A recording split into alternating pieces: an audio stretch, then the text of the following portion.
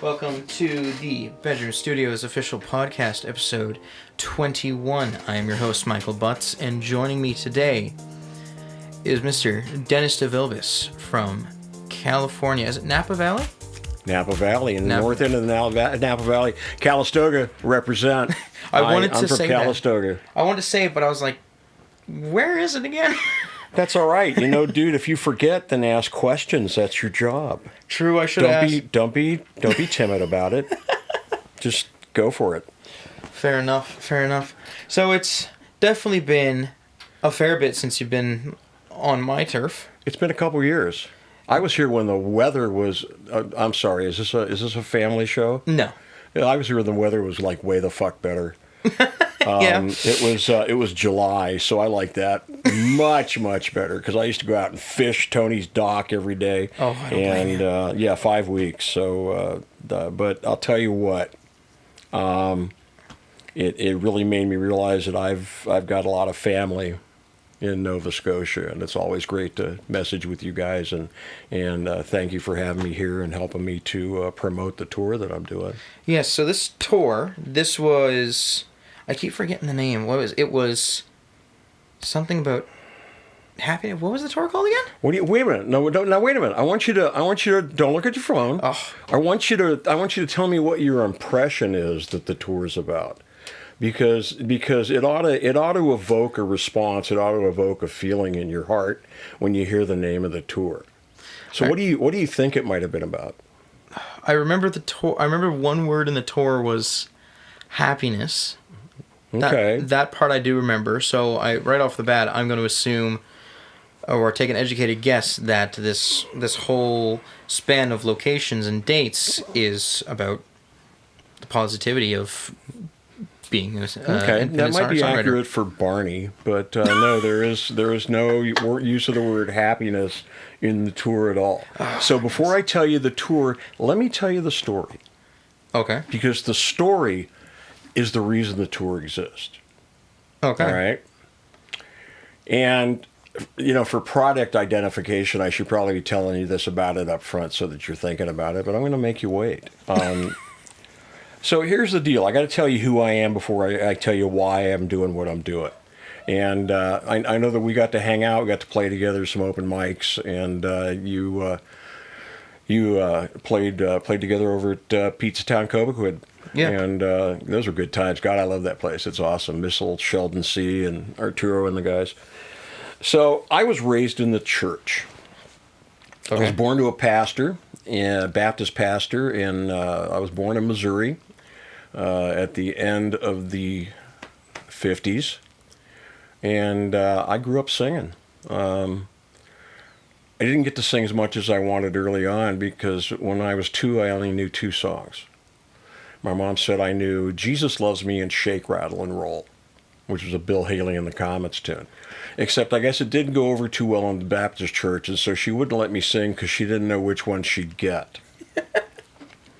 So I learned that my time spent in church learning how to vocalize and being passionate about my music and being able to do that and such was one of the most incredible gifts I ever could have had in my life, because it allowed me to explore my vocal abilities and my talents and make creations in an atmosphere of unconditional love.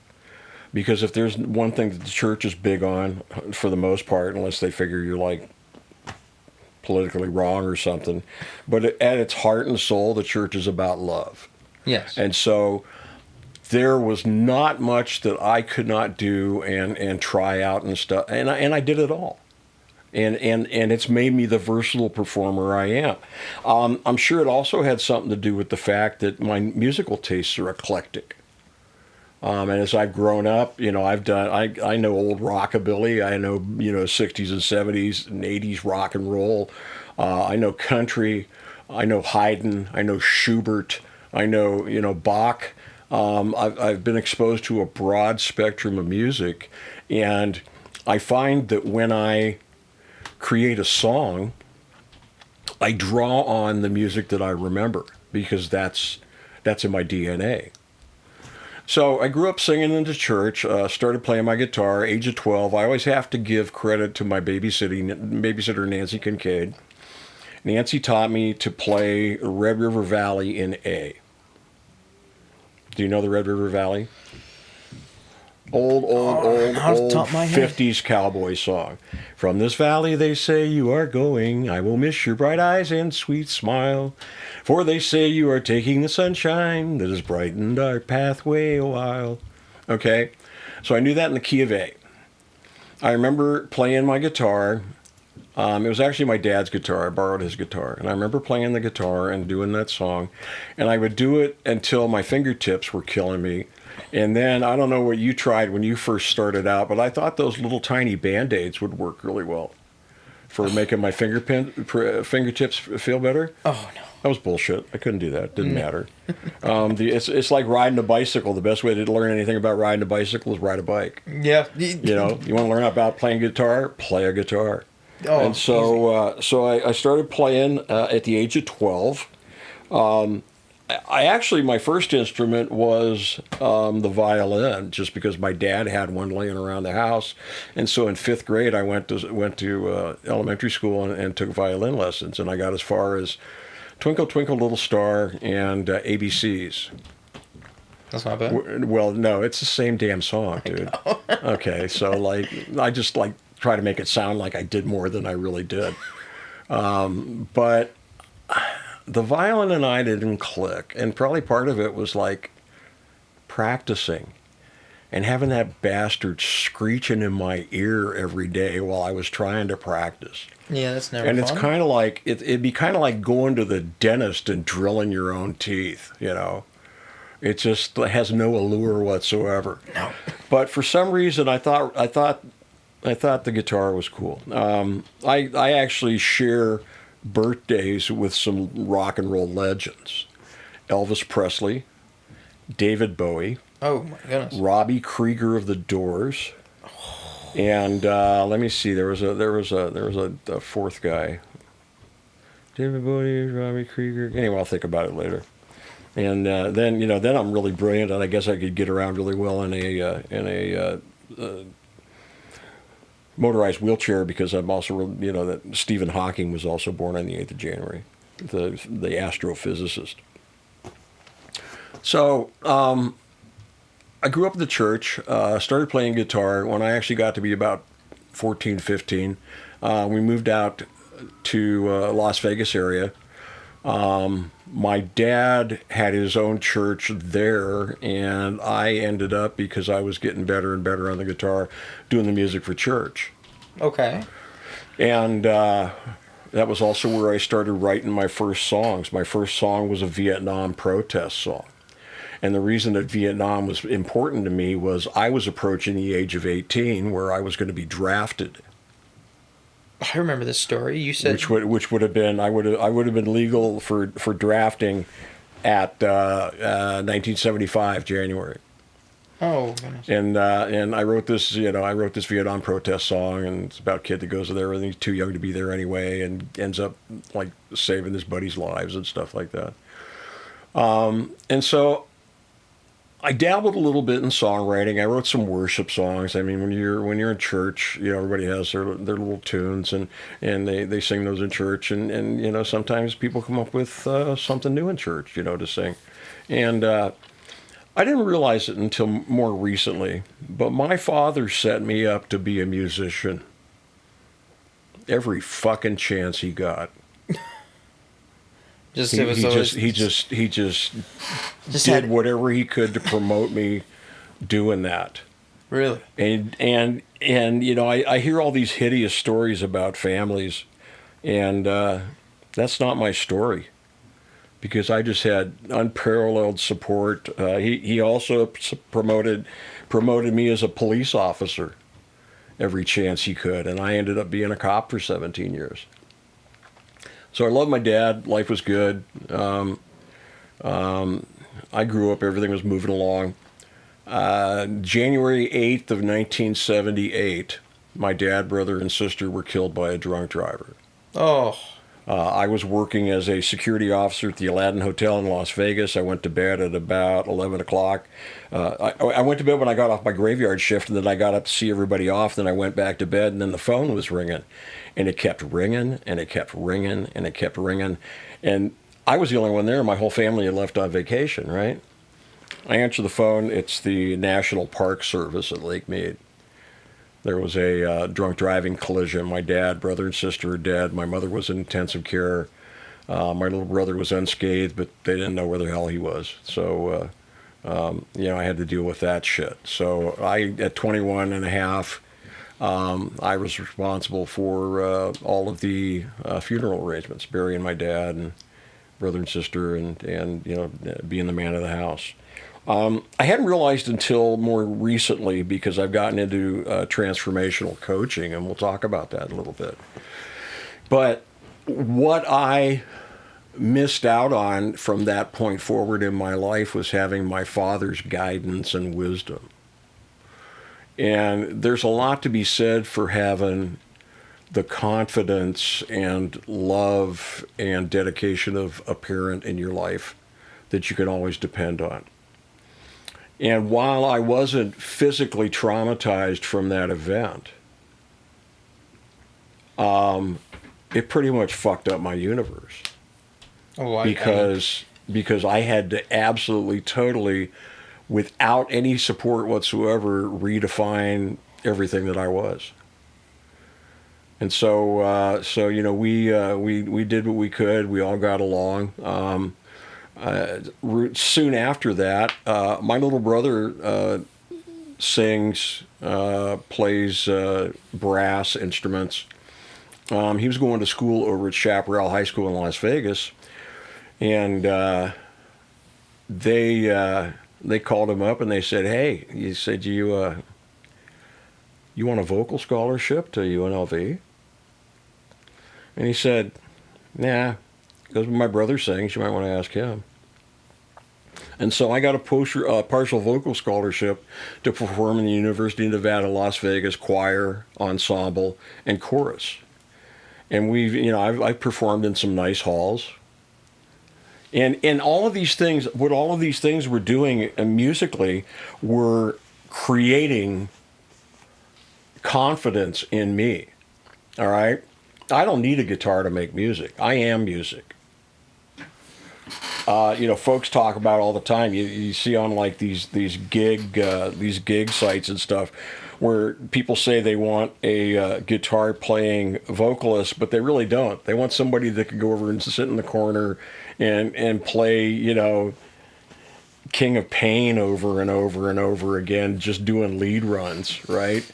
And I had to start drawing the line more recently when I got back into it, by telling people I am a vocalist that accompanies myself on guitar.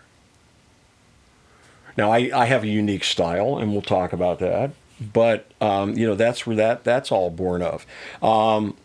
You and I just spoke before we came on air on the broadcast. I have a background at 95 on the FM dial, KILE Henderson, for a change in your life.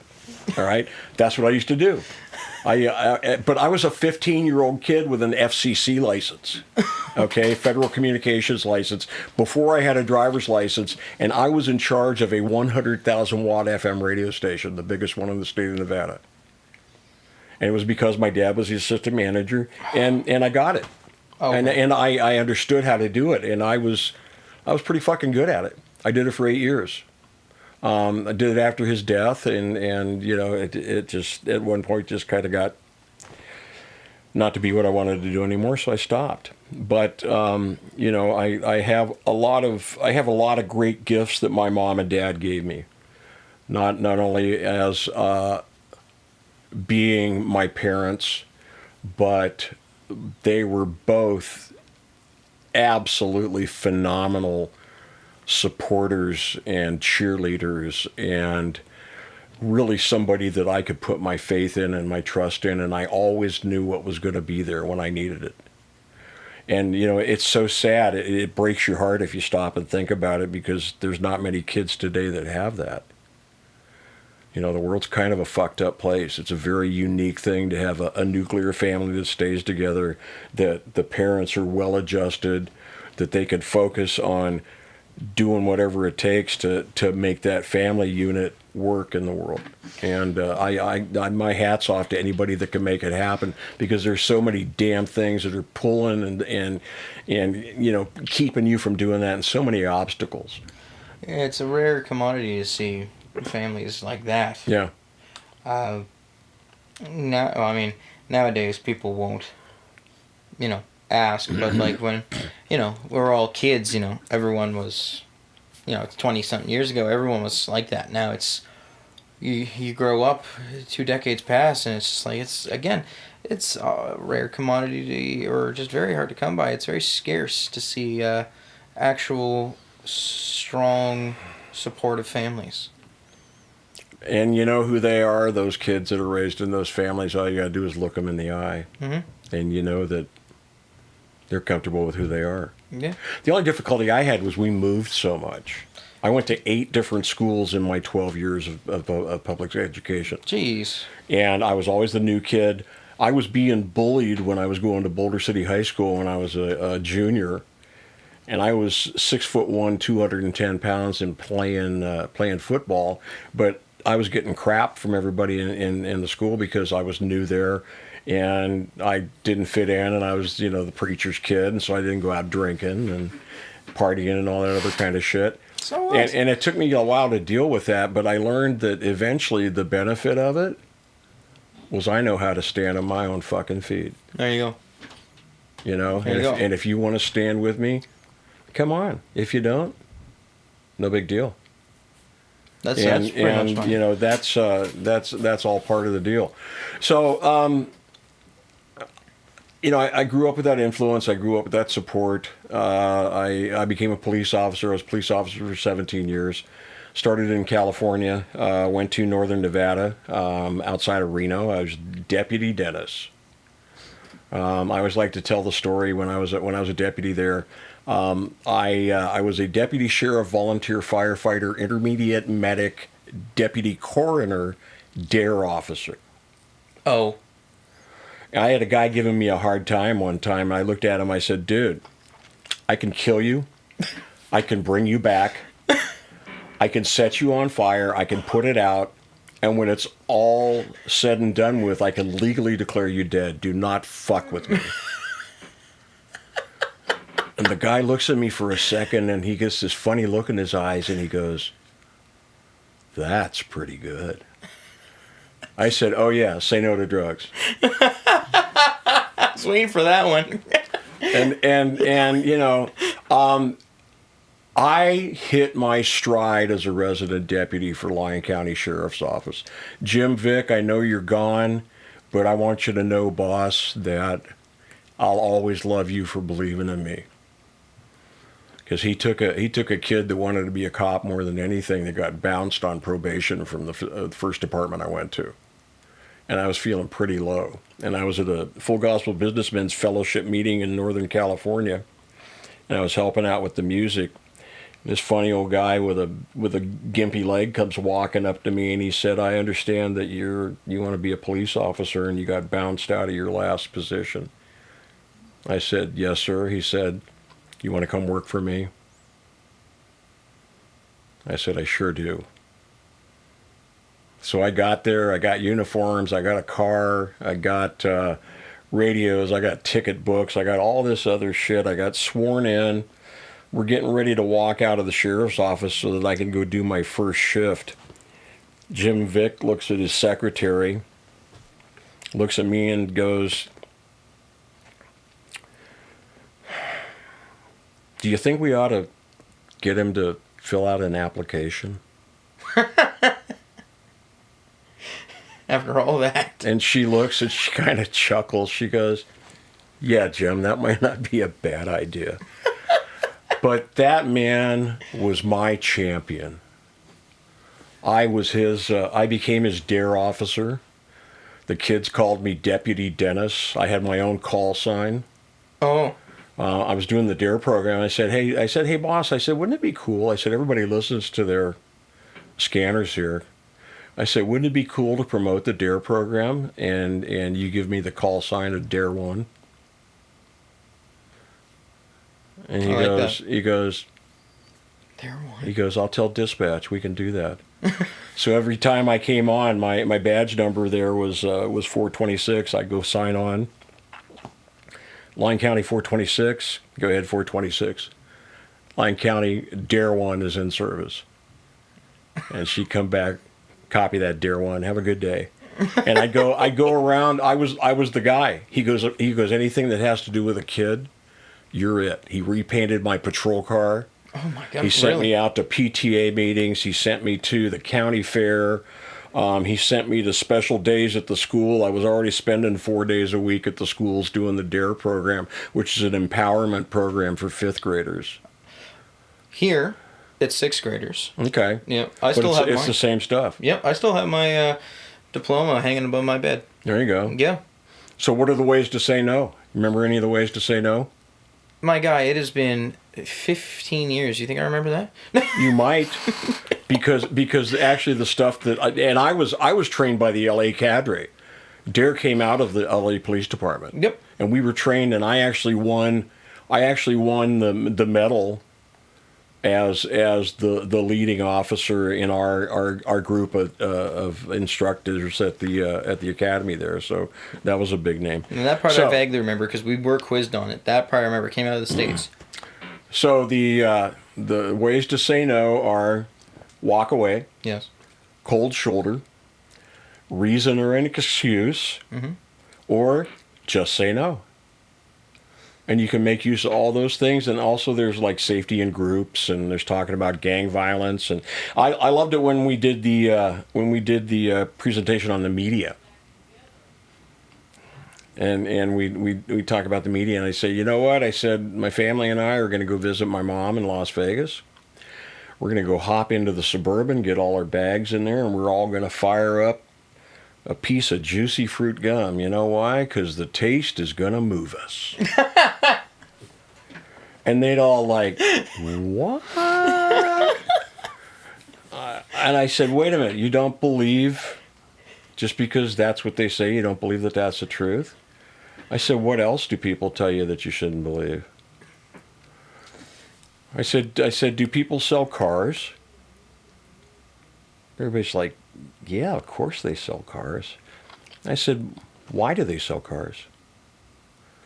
And everybody's like, didn't want to give the wrong answer, and they're like looking funny, and always one bright kid. Yeah, because people buy cars, Deputy Dennis. I said, yeah, dude, no shit. Okay? The only reason that people can sell drugs is because people buy drugs. Yeah. So after Lyon County, I did 10 years with UNLV, University of Nevada, Las Vegas, in Las Vegas. Also did a short stint as a state investigator with the State Taxi Cab Authority, and went on to do a 2-year stretch with the United Nations Civilian Police International Police Task Force in Kosovo. So I was a cop in the Balkans for the UN. Goodness. Hey, And did you ever? that was an interesting place. Post-war, post-communist, middle of winter. We had no idea where it was safe to be. We used to go for a haircut, and one guy would watch the door with a pistol in his hand, because like we didn't know if somebody's going to like throw a grenade in there or something, or what the hell. Yeah, that's a high possibility. Yeah. So yeah, that's the way that shit worked out. So while I was in northern Nevada, I had 3 daughters. Fast forward a few years, I got a son born. Always wanted a boy. Matter of fact, it was 1990, and it was January 16th, 1990, and in the back of our ambulance, I delivered my son at 9:11 a.m. And they called him the Dare Baby and Baby 911, and they had him in the front of the county papers and all this other stuff. It was a pretty big deal. The Dare Baby. I like that. And it was a big deal. It was pretty cool, except at the 4th day of life, we found out that Robert had a heart murmur. And so our doctor sent us into Reno to check out the murmur. And it turns out that he had a heart condition, a congenital heart defect called hypoplastic left heart. And if he didn't get an immediate surgery, he was going to die.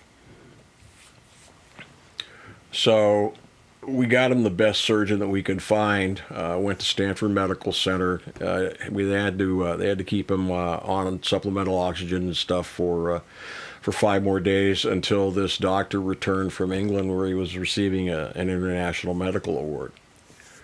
And that started a series of 5 heart surgeries that ultimately failed to solve the problem, and we discontinued life support. And I held Robert in my arms as he died in 1994 on Mother's Day. Matter of fact, that's where the song comes from. I wrote the song, Robert's song. I listened to that when that came out last year, 2 years ago. Thank you, I appreciate that. I listened to that on the way to work. Yeah, I was like, holy crap! And so, after Robert, music had no flavor for me because that's a pretty big ass whipping after 4 years fighting for your kid, going in the middle of the night and seeing if he's breathing. That kind of shit, and it has a real adverse effect on you. Eventually, my wife and I divorced. She turned my daughters against me, so I haven't talked to my 2 middle daughters in 25 years, 24 years. Jeez, that's all right. I know who their dad is. I was there, and so I'm not an idiot by any stretch of the imagination or unable to hold down a job. I did 17 years as a cop, worked off and on for 35 years as a journeyman teamster in the convention trade in Las Vegas, rose to the position of union steward, which oversees the operations out there to make sure that everything's being abided to by the contractual agreement and the members are taken care of. They loved and hated me out there because at the same time that I was doing the steward thing, I was a police officer, so I wouldn't put up with any of their bullshit, And it was like, oh, we can't. But I mean, they couldn't browbeat me. It was like, well, we're gonna go do this. So here's the deal, Andrew. I still don't like you, so I'll tell the story. So I'm working one day. I'm the show steward. I'm working with my buddy Dennis Carnes. We were the 2 Dennises.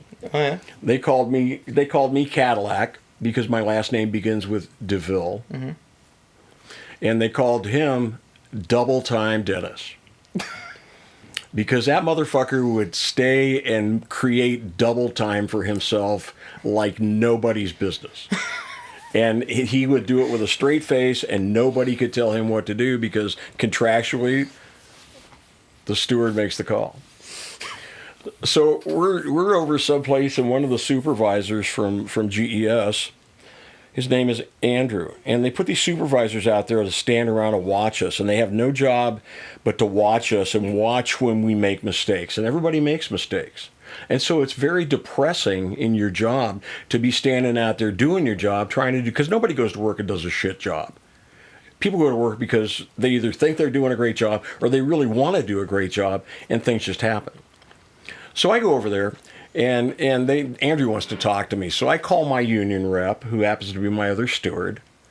I said, hey, D, I said, let's go talk to this clown. And so we get over there, and he goes, I'm investigating such and such an issue. I said, okay. He goes, and you're involved, and I want to find out what you know. I said, really? I said, who did you talk to about this? He said, I talked to Jimmy Naples. Okay? Now, if that's a name that you think should be in a movie, it is. Let me tell you something. Police officers and ex-cons get along really well because they've all seen the same shit, and they all know what the rules are. Jimmy did like a nickel stretch at Lompoc federal penitentiary for like cooking meth or some shit like that. And so he was like an old time criminal. And he found out I was a cop, and he found out that I didn't care what he used to do for a living, and we got to be friends. And one of the things that is prevalent among cops, among convicts, is the code. And the code is, you don't snitch on anybody. You just don't. You just don't tell people the stories that they want to hear just to save your own ass. So we're standing over there, and we're talking, and Andrew looks at me and he goes, we have everything we need to move forward on this. He said, I talked to Jimmy Naples. And I smiled really big. I said, you talked to Jimmy Naples? He said, yeah. I said, fuck you. We're done talking. And I turned around and walked away. And Dennis is like, he's a supervisor for the company. You can't talk to him about that. And I said, he said he talked to Jimmy Naples. You know what Jimmy told him? Not a fucking thing. I said, I'm done talking to that wiener. It ain't gonna happen. Did I ever hear another word about it? Nope. So here's the lesson in that. When you know who you are in the world, you don't let anybody fuck with that. No. The hard part is becoming who you are. It takes a lot of work.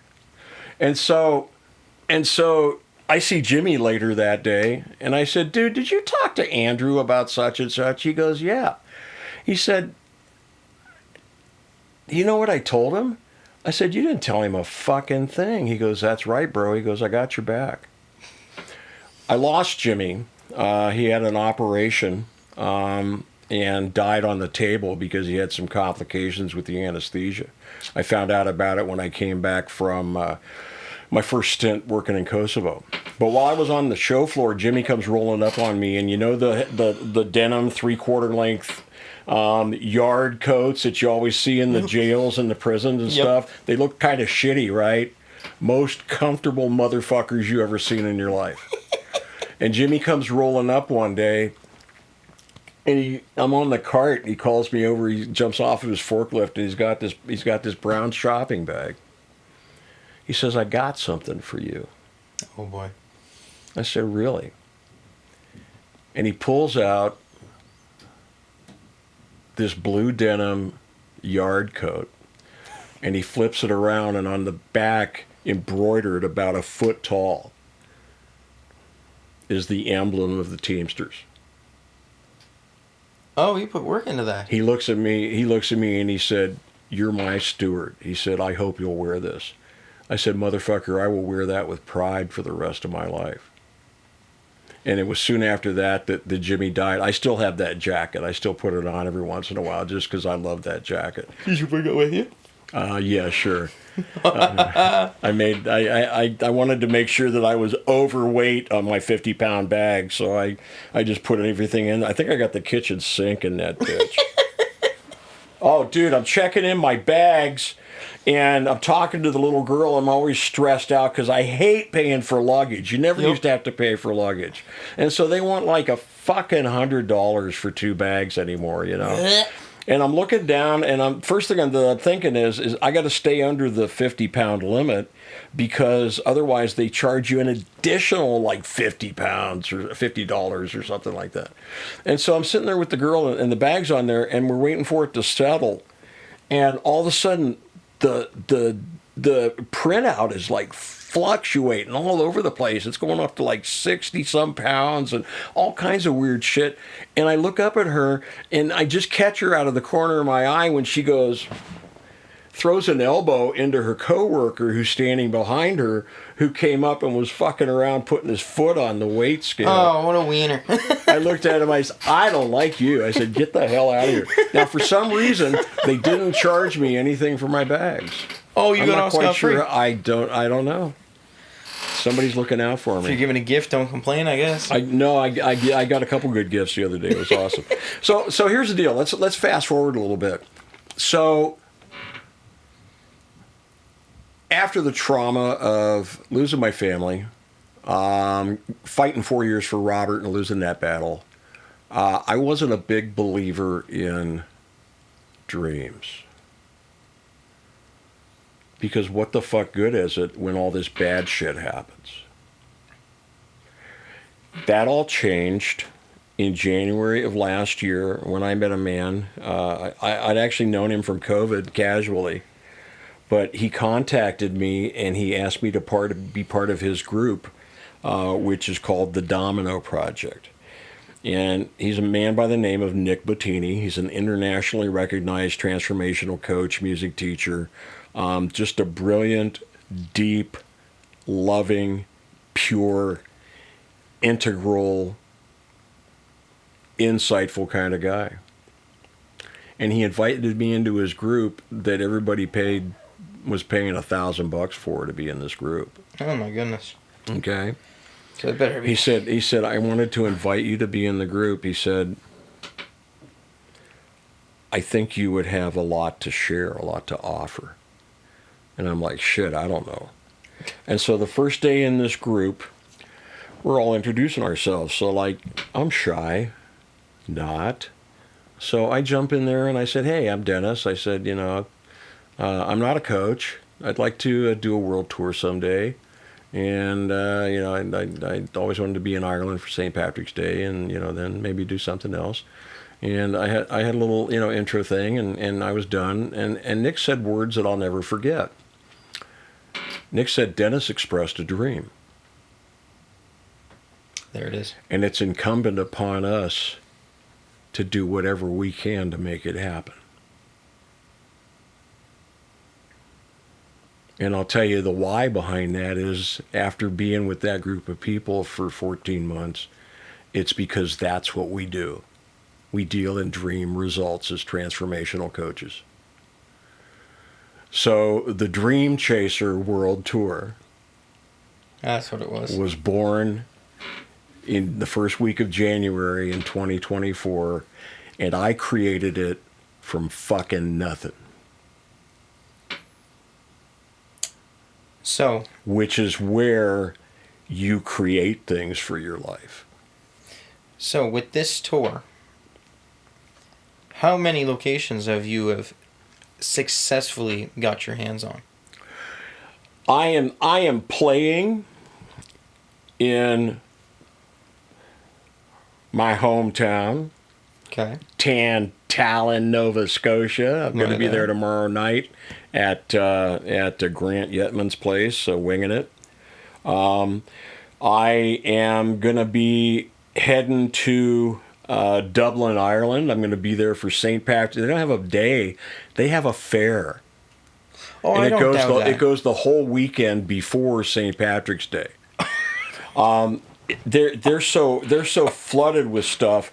I wasn't able to go and specifically book because let's face it, I'm an unknown. All right?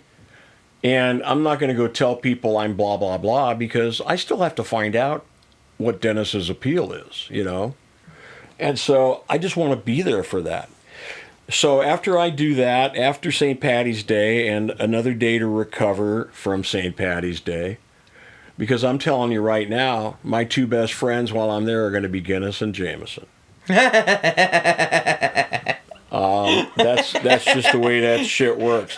I'll tell you what, when I came in, Jay, I hope you get to listen to this. If you don't, I know you feel the love going out through the universe. Because Toby's friend, Tony Trimper's friend Jay, met me at the airport, took me home.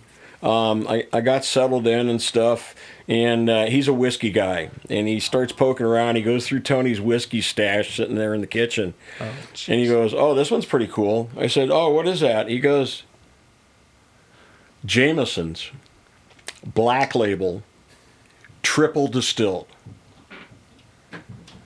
And I looked up and I said, "Oh yeah, let's break that motherfucker out." And he did. And I'm telling you, I wasn't drinking shots. I was drinking fucking goblets. Okay?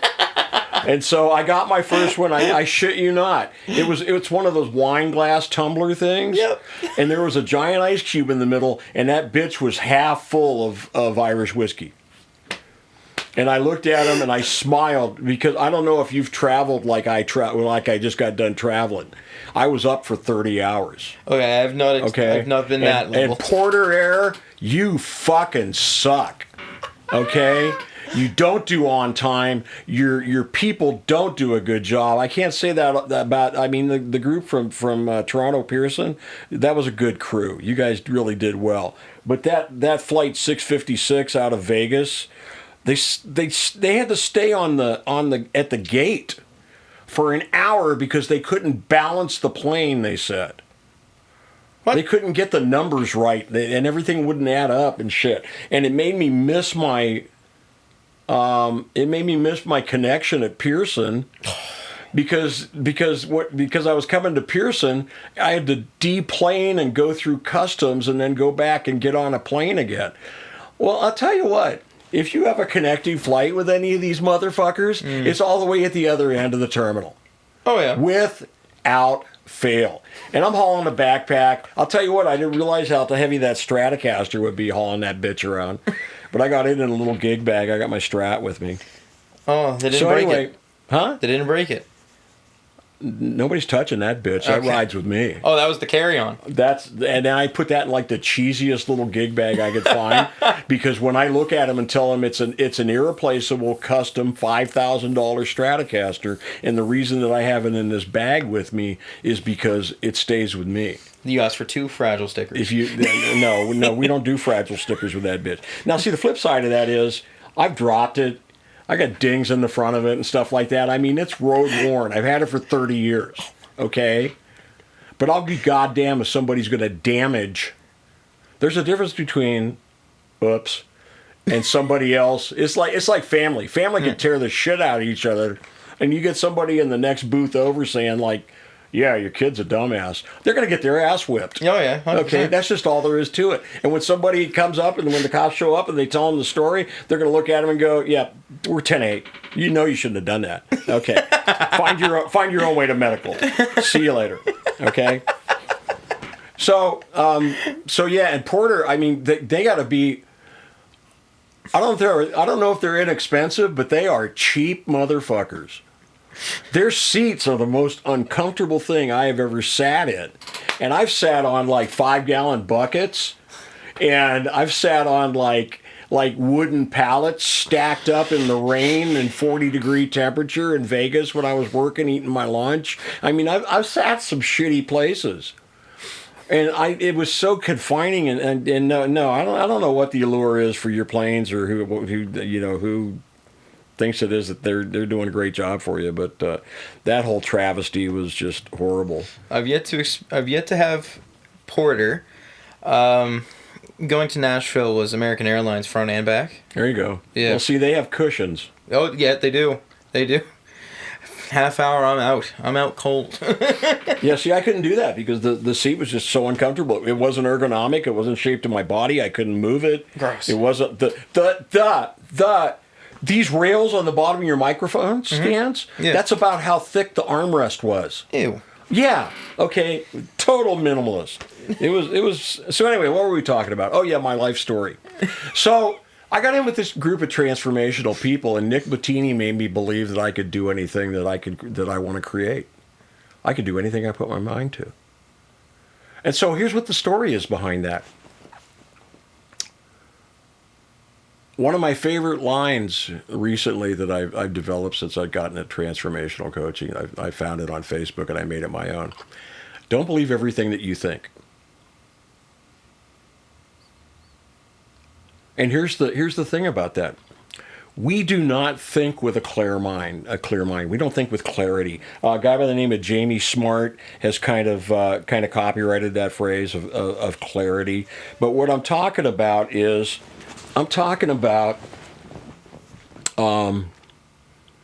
seeing things for what they are and responding appropriately.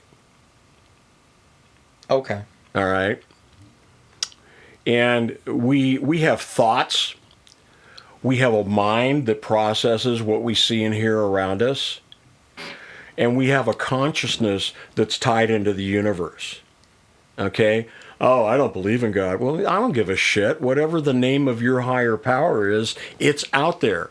Because there's no fucking way that where we are. Do you realize we're riding on a sphere of rock turning at 1,000 miles a second? And you tell me there's not a higher power out there holding us together? You're a fucking idiot. Okay? Or you were hurt by some experience at some point and you have determined that you're going to pretend you don't believe that. Okay? And so until you get how you respond to what you see around you dialed up, your life's going to be kind of miserable. Okay? Yeah. And that was my problem. Ultimately, when I started talking about it, when I started talking to these folks that have been in coaching for some years, and you know, there's just a phenomenal network. I love my Domino family. I don't know if any of them will listen to this. You know, you do these podcasts, you don't know who's going to stick around for a fucking hour, you know? No. And you don't know where they're going to pick it up at. And maybe they'll get the story, maybe they won't get the story. But, you know, I told you I'd come give you an hour, and you know you're cutting into my poutine, but I'll hope that there's still some down there. Oh, there's always poutine. I'll be ready to see Jer. I love Jer Mambo. Jer's the shit. He's just really a good guy, and God, that motherfucker can cook. Oh my goodness, yes. Yeah, cook and bake. He's doing some of that shit this weekend at my house. I don't know what it's going to be. That's the K. Brentner in him. Yeah. My mom's like that too. Whole side of the family. I talked Jer into like going to Atlantic and seeing if he can or Sobeys or something and see if he can scope out some ribs, because that boy does some ribs. There's no reason I should be shortchanged just because it's fucking freezing outside. I forgot this. This technically isn't freezing for us. This is fuck you. It's cold. It's 11 degrees. What? I knew I was coming on this trip, and the first thing I did was I bought these boots. Okay, these boots are Thinsulate and they're waterproof. Okay. Oh yeah. I know I could walk into war with these boots. So here we are, Nova Scotia. Shit, it's thawing today, and tomorrow, starting tomorrow, it's going to snow again, right? Oh, I don't know. Is it? Yeah, I've been watching it. Gross. So anyway, yeah, you know, hi, welcome to the Maritimes, and so the whole thing about you know transformation in your life is it's got to come from the inside, and we have stories that we tell ourselves, which is our mechanism for dealing with things, but a lot of times it's just a shorthand that we create so we don't really have to deal with the real shit that's going on. And I have become famous in the last 14 years for being fearless, for telling people when I don't know, for owning the shit that's fucked up in my life, and for speaking out and being true to who I am. Because I had a little epiphany a while back that the day that I was born, I was created with everything that I will ever need to be successful beyond my wildest dreams. I like that. That is a very that's very psychologically Some healthy. Deep shit, huh? That's very healthy. Okay. So here's the deal. I survived losing my father. I survived what I went through with my kid. I've been divorced 3 times. I'm not a real great candidate to be a dreamer, but here I am. Anyway, I'm sitting here in Halifax, Nova Scotia, and it's something that I created myself. I've been working on it all year, and it's pretty satisfying to finally kick it off.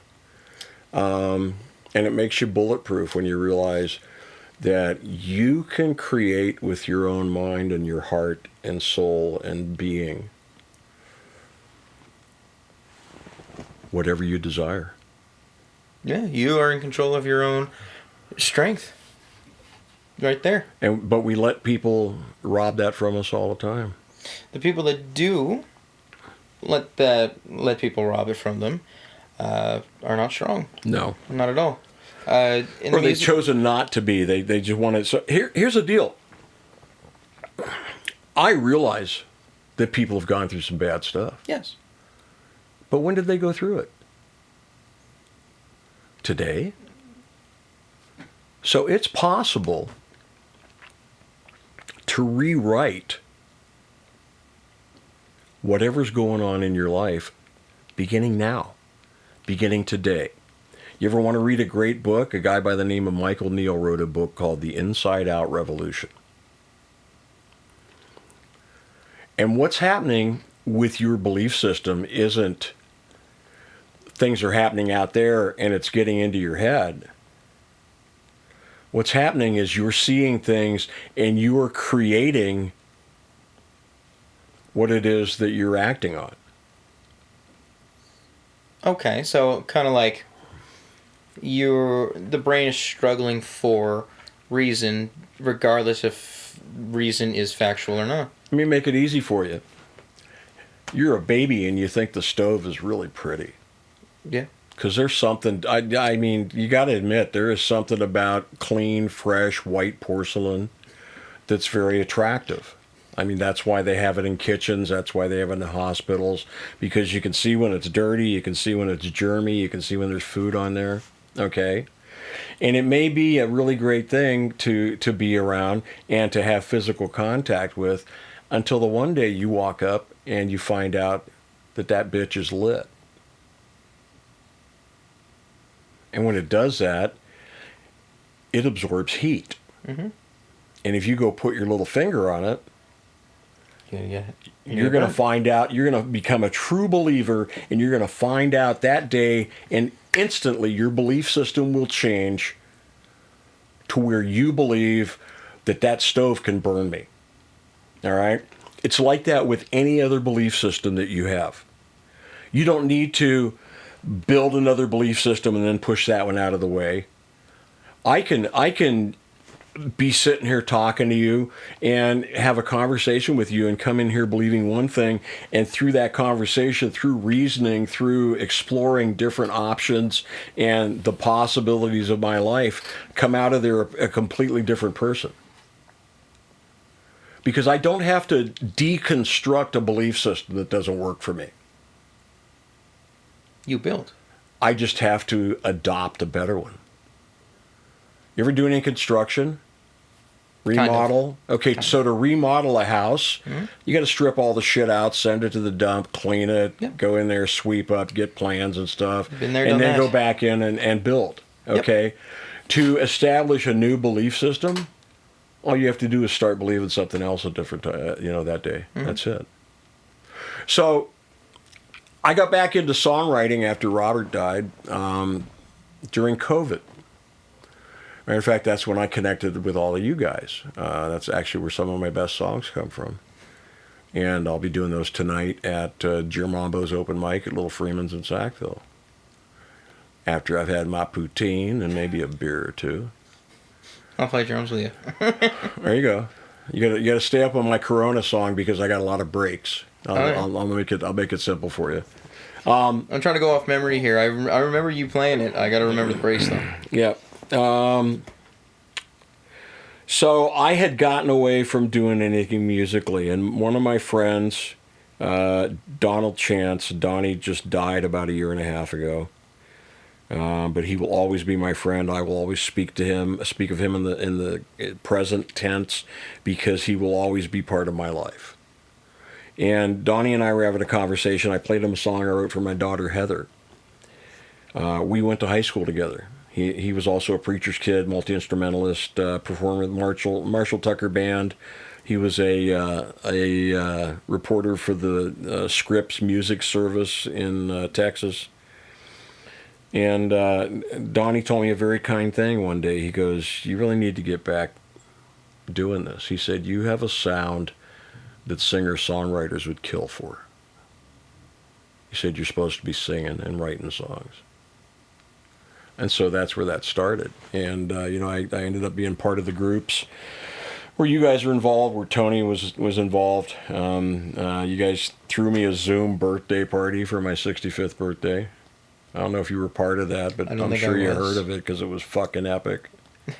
And the time while I'm there in California and they're throwing this birthday party for me on Zoom, Tony's over here on the internet ordering barbecued beef from the Korean place and having it sent to my house. He ordered a case of Pacifico beer and sends that to my house. He sent me cupcakes at work. So there's a couple songs about that, and then he welcomed his arms and allowed me to come out here and hang out and be with all you guys for 5 weeks in July of 22, and that was awesome. That was just one of the best times I've ever had. I am Canadian. My great grandfather's from Toronto. Yep. Or my grandfather's from Toronto. I am Acadian. My father's from Louisiana. The Acadians were kicked out of Nova Scotia and sent down to the swamps of Louisiana there. So I got some coon ass in me. I'm Irish. Irish played a big part here. I'm German. Germans played a big part. I mean, Lunenburg still stands as a testament to that. I was born in the USA, but I am the true North as well. And I'm very proud of that. I just want you to know that. I had an opportunity. It was funny. I met these kids, a baseball team, at Pizza Town, and I played for them, and they invited me to come sing the anthem at their baseball game on Sunday. Okay, that may sound cheesy to some people, but it's definitely it's an opportunity. I love my country, and I love my anthem. And it was a real source of pride to be asked to present the Canadian anthem at that thing. And I want you to know, if you're listening out there, that not everybody in the United States of America is a dick like Donald Trump. You need to remember that the people that have always stood beside you are us, and we're still there. Yeah. And I came in the following week. And Sheldon was there. I don't know why Sheldon likes me, but he does. and we're talking, and he said, "Did you?" And I'm playing. He said, "Did you do the anthem for those kids?" I said, "They stood me up." What? He said, "Did you rehearse the Canadian anthem?" I said, "Yeah." He said, "Then do it now."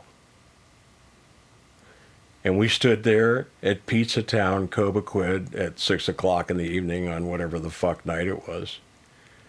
And I performed the Canadian national anthem. And that may sound cheesy to some people, but it was one of the coolest things I've ever done. I didn't know the kids stood you up.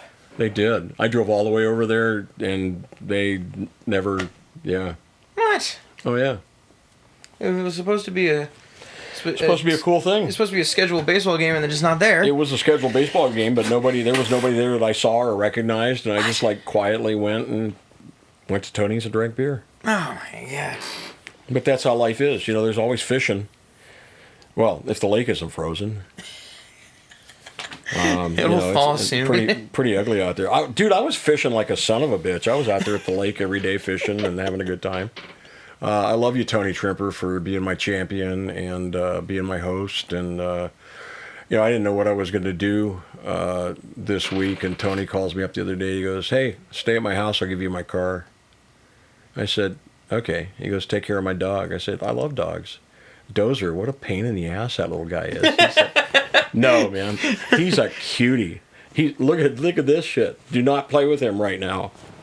There's a reason I'm not wearing long sleeves tonight. We got to wrestling, and he's got sharp little paws, and he just my forearms, folks, look like hamburger. So anyway, everything else going on in a roundabout way, and I came to Nova Scotia. I wanted to kick things off here. Met Grant Yetman, ended up playing there like the last time I was here, and Grant has graciously invited me to kick off my tour there. It's a paid gig on a Friday night. So tomorrow night, 6 to 8 at Wingin' It Tantallon. You can go check that out. You got something for Saturday? What's that? You got something for Saturday? Yeah, you're going to be sad. Why? Because I'm going to a hockey game. Oh. Moosehead Hockey. Fair enough. Halifax Mooseheads, What time is the Mooseheads again? 7 o'clock. 7 to 10. Okay, fair enough. So yeah, I mean, I was looking at that before I knew your schedule. Dude, I can't fucking keep up with you. Like you're like everywhere. You're so busy. Oh, no, don't say that. So here's the deal. Here's the whole culmination and everything. Dream Chaser World Tour. The reason the dream occurred is because I had a transformation in my life. I had, I achieved some clarity about some areas of my life that were keeping me from just being everything that I can be and living to the fullest. And you can't measure it in money because I haven't seen that yet. But I'll tell you what, it's fucking rocked my world. And at the same time I'm doing my music, I want my music to be an opportunity to be a key to getting in and being able to talk to people about mental health. Because if there's nothing that we need right now, I mean, mental health is like at the top of the fucking list because everybody is depressed. When I get to the UK, 80% of the musicians there in the United Kingdom have some form of mental illness, whether it's just simple depression, whether it's some type of a neurodivergent difficulty, and they can't even get in to see a doctor to get diagnosed. It's that bad over there. It's horrible. And so, man, that breaks my heart because I look back at all the stuff that I've been involved with and I realize that a lot of the stuff that I was really pissed off about really didn't happen to me. It affected me, but it's not like I was making dinner and I cut my finger. That happened to me. Okay, and I dealt with that physical pain and everything. Mm-hmm. But I've had an opportunity to speak to groups on grief. All right? I earned that, motherfucker. All right, and when I get over there, I'm speaking to some groups. I'm making myself available. I'm going to share about the reason for my tour and the transformation in me that's led to that. And I'm excited to see where the hell it goes. So I'm here in Nova Scotia until till the 13th. Okay. I fly out the 13th. It's an overnighter to Dublin. I'll be staying at a guest house in Dublin for 5 days. Then I hop the Irish Sea into the UK, and I go to Cornwall, Brighton, Kent, London, and Ipswich.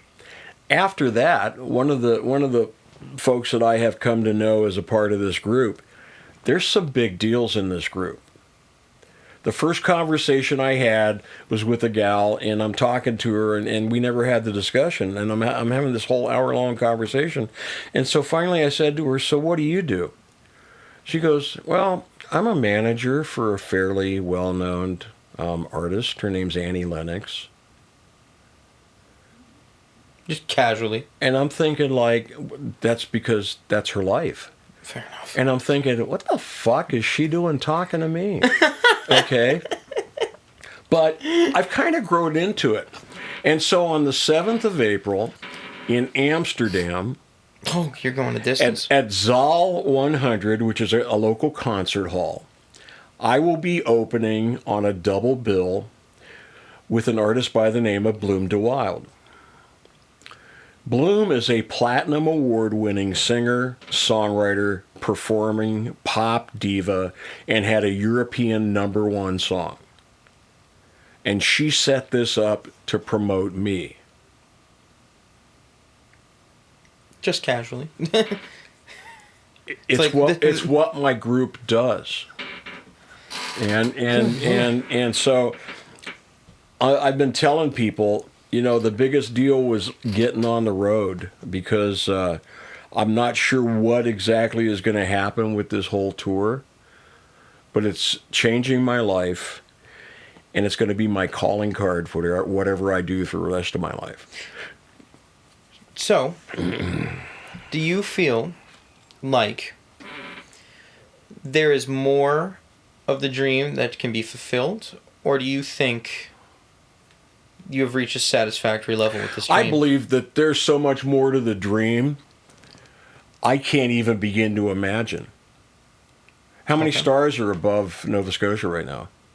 Probably billion. Yeah, okay. Billion. But it's like, right? Yeah. Okay, that's the possibility that I have. So the new things, I don't have a gig in Cornwall, so I call up the bar in Cornwall. I said, hey, you guys have a music program Thursday or Friday? I was going to be in town. I wanted to come by. Guy goes, we're trying to get something going. We don't have anything right now. I said, would you like to? There you go. And he books me for Friday. There you go. Bang. Out of the blue. Feels good, doesn't it? It does. So what's the deal? Was that me? No, that was the universe. Okay. One of the guys in the group has been a record producer 25 years. He's got his own studio set up in Brighton, England. You got some stuff He done? messages me the other day and he says, hey, we need to talk. So we get on a Zoom call. He said, what are you doing this Sunday that you're here? I said, I don't have any special plans. He says, I'd like to produce you. He said, I want you to pick 4 of your songs. We'll come in, we'll cut the 2-track. He goes, I'll take care of the rest. So already out of this, I'm getting an EP out of the deal. I'm getting the exposure from Bloom. I'm getting the opportunity because I step up in front of people to talk about their mental health. That's some powerful shit. And that's the effect of the Dream Chaser. I will say, though, from first time seeing you to now, I can definitely say there is a change here, right? You came in, first time you came in, you were very like, Tony was like, oh yeah, he's a cop, watch out, So it was like, oh, okay, he's probably going to be, straight. Right? Straight, you had, you're quick-minded, or quick-witted, quick quips, making everyone laugh and all that stuff, loosening up the tension because, oh, he's a cop. But seeing you now versus 2.5 years ago, this is a completely different person.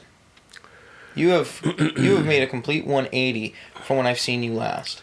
My buddy Corey Duvall and I were working for Pinkerton as bodyguards. We were working a strike detail. And we're out at the gas pumps one night, and he looks at me and he goes, you know what you are?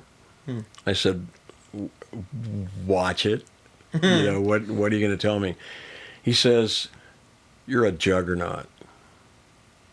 And I had to look that up.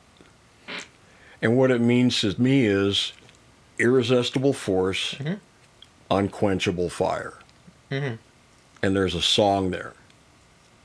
And it's going to be a really cool one. Is that going to be recorded in Brighton? It's a nice rock tune.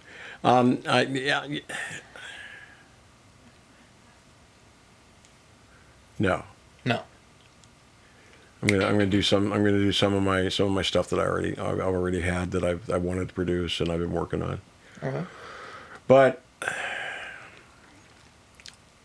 it takes you a while to cut through all the bullshit and grow into who you are. Yeah.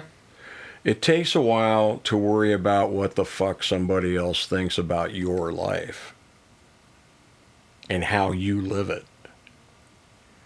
And realize that they ain't paying the bills. And it's mind over matter. You don't mind because they don't fucking matter. Tell you right now, I'm fighting that battle all the time. Okay. There is a way in love to stand up and be who and what you are with no excuses, no regrets. And follow that dream result that you have for your own life. And if you want to continue talking about this, in the future, we can do that because I'm taking on some clients. When I get done with all this, I'm putting together my coaching packages, and I have found out that I am a transformational coach, and I work well with musicians because I understand them, and that a lot of what is diagnosed as mental illness could be served by somebody just sitting and creating a space to deeply listen to your heart's desires. We had a session today, 2-minute session Nick had with a gal by the name of Birdie, and it was a beautiful thing because we got all done, and there was still time on the session. And one of the things that you learn to deal with as a transformational coach when you're learning from these big gurus and stuff is you learn to be comfortable with the silence. Because you present people with an idea, or you bring them to a certain place in their own realization of their life and the cause and effect and their belief systems and how it affects, everything that they're doing. And you give them a chance. You don't rush them. No. Here's the deal. You go to a therapist and they want to get right to the heart of what's going on so that they can treat what it is that they think they're supposed to be treating. If you say you don't know what's going on, they generally don't want to talk to you because that's not what they're set up for. Of course. Okay? So we get done and Birdie's done a little early. And everybody's just, the whole exercise was for us to just sit there and quietly create that space and just listen. And we get down to the end of it, and she starts laughing. And the reason that she was laughing is because the effect of having 25 people sit and be with you and hold a space where they would just quietly, without any interaction, without any judgment, without any prodding, simply listen to what it was that you had to say is a mind-blowing thing. So that's basically the ability of having a support system. And support so systems are great for everything. You tell me you have a problem, Mm-hmm. and I'm already halfway there solving it based on my experience. So you're not getting a solution for your problem. You're getting my solution for your problem. And that's bullshit. Ultimately, guess what? It's not going to be the solution. No. It's an option. It's an option, but it's not viable. No. So anyway, I'm excited. I am. Oh my God! Look at the time. Jeb Mavo should have waited through the posers by now and be ready for the pros from Dover to come rolling in. I'm really sad because I'm not going to get to play with Chris Margison tonight. Is he not there? No, Chris had to do something else. He's got a pretty busy weekend. He's like you, man. He's all over the fucking place. Well, if Chris ain't there, that means it's Colin. It's some other, yeah. Colin. There you go. Oh. So anyway, I was looking forward to playing with Chris. That's part of why I brought the Strat. Is I want to, the way that you get better playing your instrument is play with people that are better at playing their instruments. True. Very true. So anyway, open mic there. Tantalon tomorrow night. I'm gonna get me some wings. If you do have an opportunity, because I know that's over at 8:00, you should step by my open mic as well. Where's that? That's South End. I don't know what the weather's going to be like. That's the roads out there are pretty crappy when it's snowing. Fair enough. And shit. Fair enough. It's when I find I never changed it. I still get the alerts from the state, from HRM, about like disasters and shit. Really? Oh yeah, I'm always seeing that shit going off. You go, I wonder how they're gonna survive that one, Oh, that sucks. Hey, you want another burger? Hey, Michael, thanks for having me, and it's an honor to be on your podcast, and it's kind of funny that 21 is another important number to you, so I feel like there's some magic there. Yeah, it's always great to have the main goal is obviously have people, right, that obviously have somebody, and it's always, what makes them them. There's no script here, right? Do you have a script in front of you? Oh, hell no. I just got a comfy couch to sit on that's way the fuck comfier than Porter Airlines flight seats. It's the same deal. It's about the person, right?